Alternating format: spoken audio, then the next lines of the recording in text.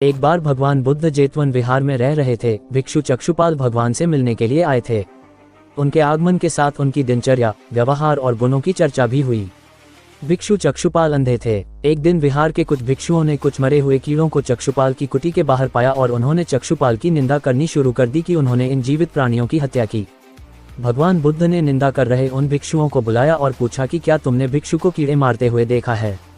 उन्होंने उत्तर दिया नहीं। इस पर भगवान बुद्ध ने उन साधकों से कहा कि जैसे तुमने उन्हें कीड़ों को मारते हुए नहीं देखा, वैसे ही चक्षुपाल ने भी उन्हें मरते हुए नहीं देखा और उन्होंने कीड़ों को जानबूझकर नहीं मारा है, इसलिए उनकी भर्त्सना करना उचित नहीं है। भिक्षुओं ने इसके बाद पूछा कि चक्षुपाल अंधे क्यों हैं? उन्होंने इस जन्म में अथवा पिछले जन्म में क्या पाप किए? भगवान बुद्ध ने चक्षुपाल के बारे में कहा कि वे पूर्व जन्म में एक चिकित्सक थे। एक अंधी स्त्री ने उनसे वादा किया था कि यदि वे उसकी आंखें ठीक कर देंगे तो वह और उसका परिवार उनके दास बन जाएंगे। स्त्री की आंखें ठीक हो गईं, पर उसने दासी बनने के भय से यह मानने से इनकार कर दिया। चिकित्सक को तो पता था कि उस स्त्री की आंखें ठीक हो गई हैं। वह झूठ बोल रही है। उसे सबक सिखाने के लिए या बदला लेने के लिए चक्षुपाल ने दूसरी दवा दी। उस दवा से महिला फिर अंधी हो गई। वह कितना ही रोई पिटी, लेकिन चक्षुपाल जरा भी नहीं पसीजा। इस पाप के फलस्वरूप अगले जन्म में चिकित्सक को अंधा बनना पड़ा। एक बार भगवान बुद्ध अपने अनुयायियों के साथ किसी गांव में उपदेश देने जा रहे थे।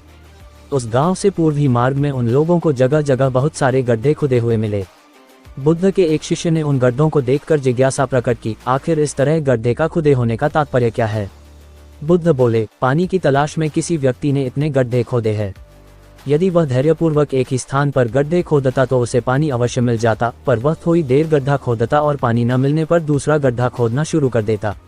व्यक्ति को परिश्रम करने के साथ धैर्य भी रखना चाहिए। एक बार भगवान बुद्ध भिक्षा के लिए एक किसान के यहाँ पहुँचे। तथागत को भिक्षा के लिए आया देखकर किसान उपेक्षा से बोला, श्रमण मैं हल जोतता हूँ और तब खाता हूँ। तुम्हें भी हल जोतना और बीज बोना चाहिए और तब खाना खाना चाहिए।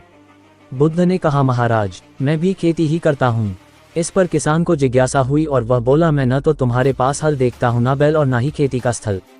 तब आप कैसे कहते हैं कि आप भी खेती ही करते हो? आप कृपया अपनी खेती के संबंध में समझाएं।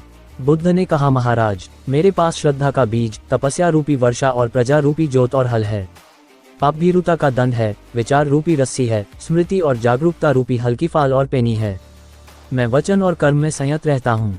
मैं अपनी इस खेती को बेकार घास से मुक्त रखता हूँ और आनंद की फसल काट लेने तक प्रयत्नशील रहने वाला हूँ।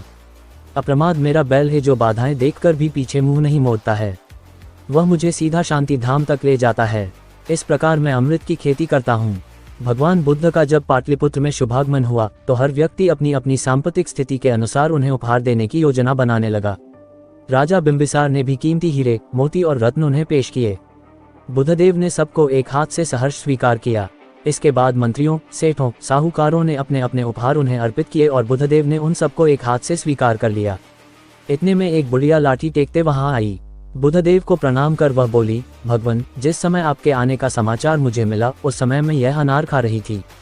मेरे पास कोई दूसरी चीज न होने के कारण मैं इस अधखाए फल को ही ले आई हूँ। यदि आप मेरी इस तुच्छ भेंट स्वीकार करें तो मैं अहोभाग्य समझूंगी। भगवान बुद्ध ने दोनों हाथ सामने कर वह फल ग्रहण किया। राजा बिंबिसार ने जब ये देखा तो उन्होंने बुद्धदेव से कहा, भगवान क्षमा करें, एक प्रश्न पूछना चाहता हूँ।